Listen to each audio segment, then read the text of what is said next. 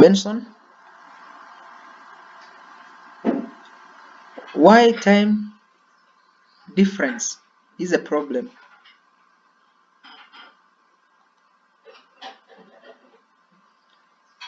Now, time cap is a problem because of two things.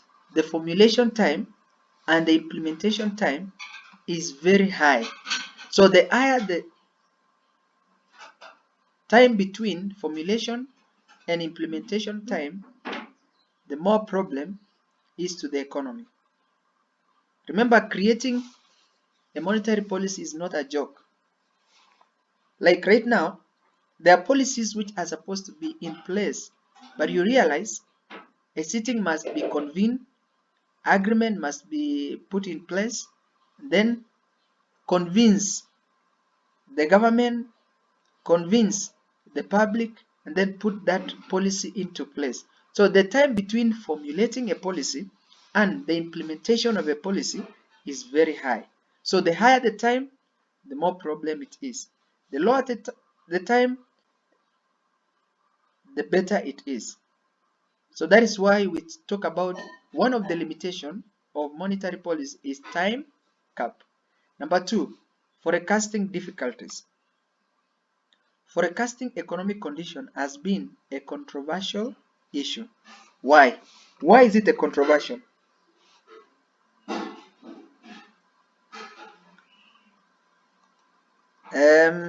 Rose, Washira, I realize there are two Roses here. Yes, Rose? Okay, Doreen, I see you are on. Doreen, please don't case. Don't case, don't case, don't case. Okay, say it. Uh-huh.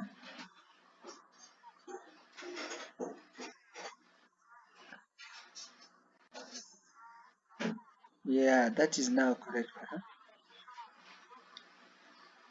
The problem? Mhm.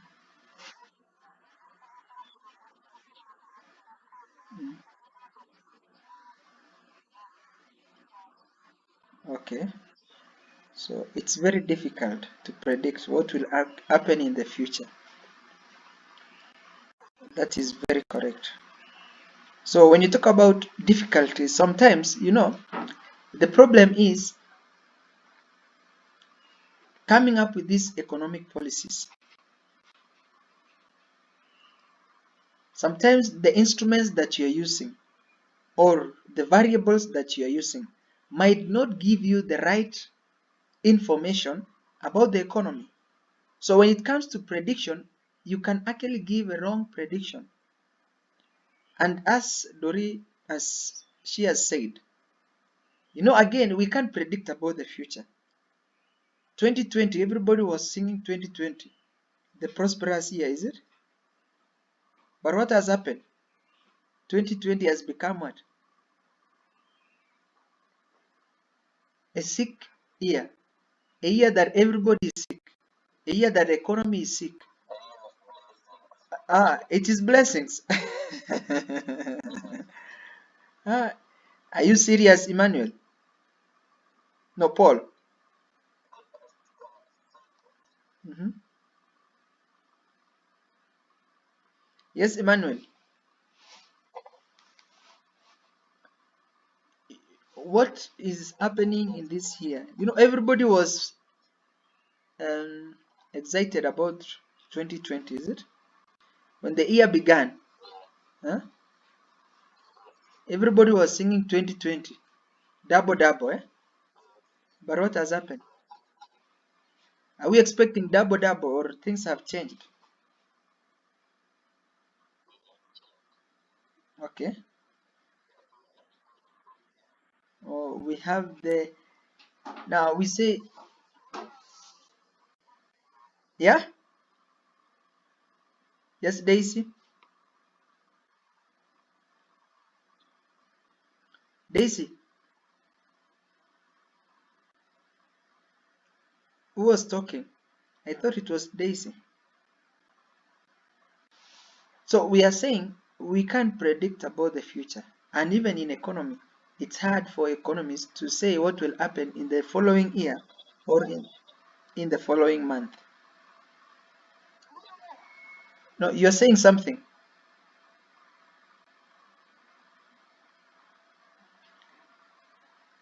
Now, number 3, non-banking financial institution.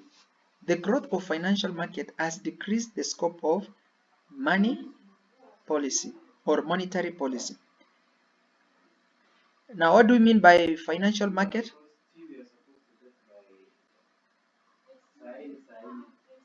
So these are institutions which actually run on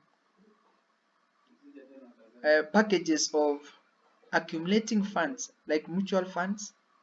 We have investment banks. So it has actually denied the commercial bank the opportunity to get money from the public. So the public, instead of taking money to the bank, they are taking money to their investment institutions.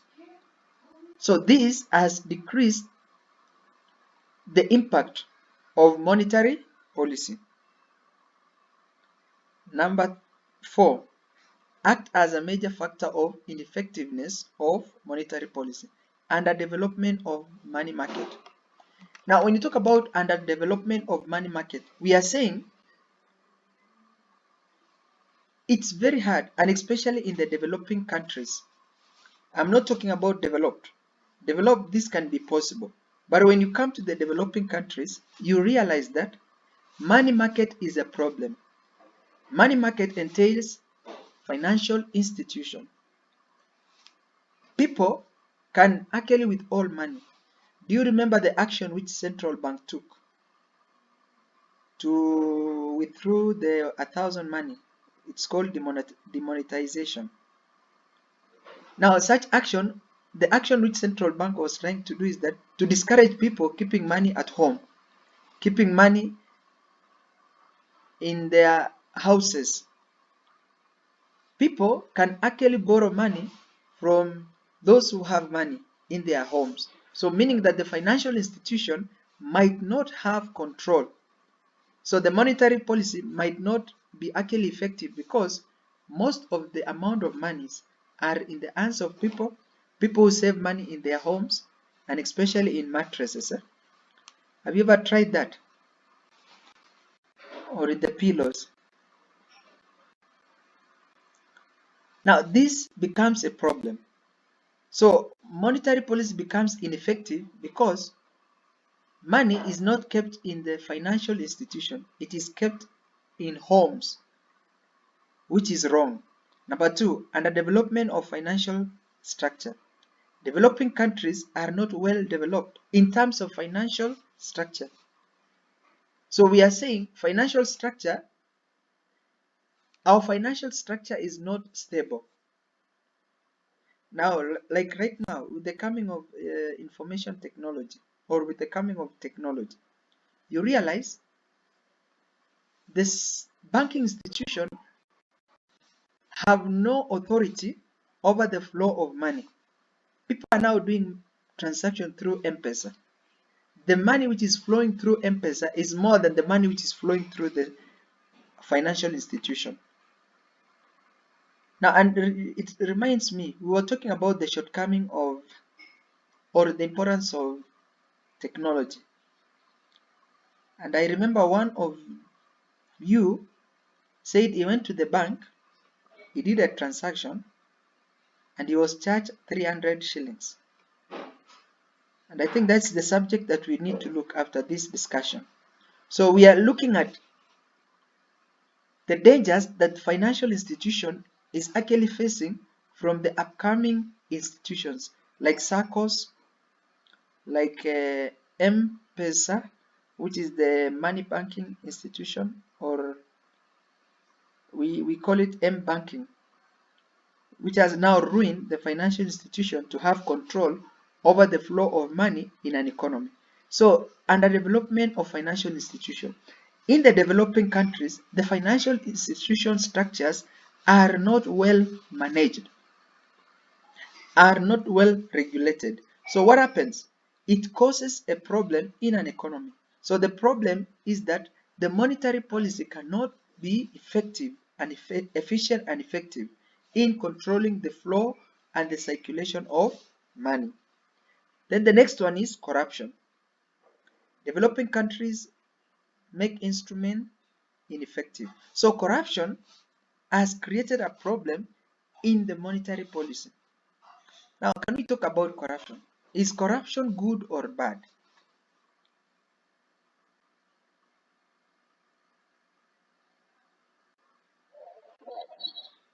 It is. Why is it bad?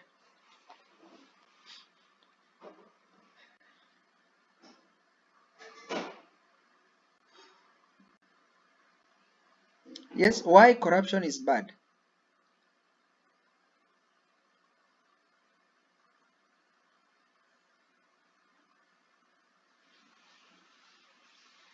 The other Rose, do you have Rose in our platform? Or she disappeared? Okay, can you tell us? Is corruption good or bad?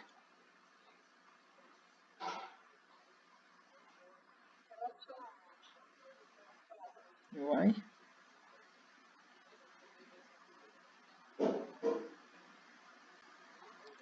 Why is it bad?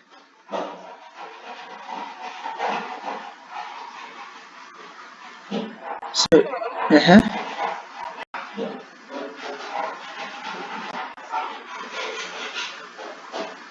So you just think it is bad, and that is the end of the story. Why is corruption bad?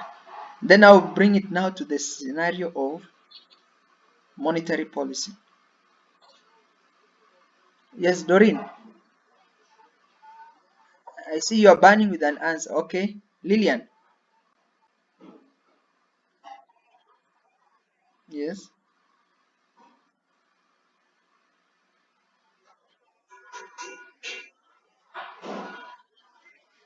Okay. Now, how is corruption? Yes, yes, yes. Uh-huh. Yes,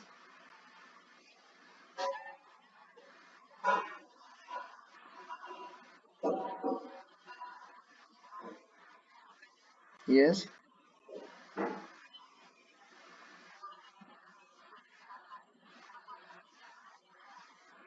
Mm-hmm.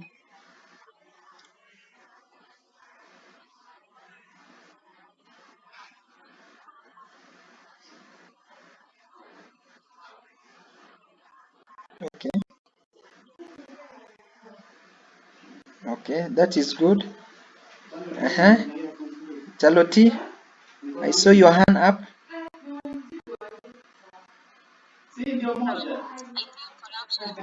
Mm-hmm.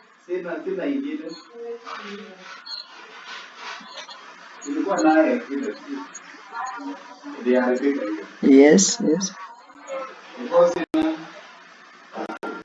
Will, will not benefit. So we have said corruption is bad. Are we